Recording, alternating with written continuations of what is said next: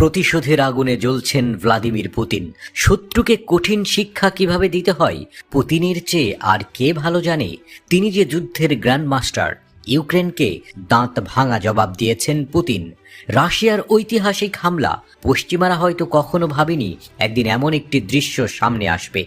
যুদ্ধের ময়দানে পরমাণু সক্ষমতার আন্তঃমহাদেশীয় ক্ষেপণাস্ত্র ICBM ব্যবহার করবে কোনো দেশ। কিন্তু ঠিক এমনই একটি চাঞ্চল্যকর খবর এসেছে বৃহস্পতিবার। বিশ্বজুড়ে আলোড়ন সৃষ্টি করেছে। রাশিয়া 2.5 বছর ধরে ইউক্রেনের বিরুদ্ধে যুদ্ধে জড়িয়ে রয়েছে, তবে এবার প্রথমবারের মতো ব্যবহার করেছে আন্তঃমহাদেশীয় ব্যালিস্টিক ক্ষেপণাস্ত্র ICBM। ইউক্রেনের পূর্বাঞ্চলীয় নিপ্রো শহরে এই ক্ষেপণাস্ত্র নিক্ষেপের দাবি করেছে কিয়েভ। আর যদি এটি সত্যি হয় তাহলে ইতিহাসে প্রথমবারের মতো কোনো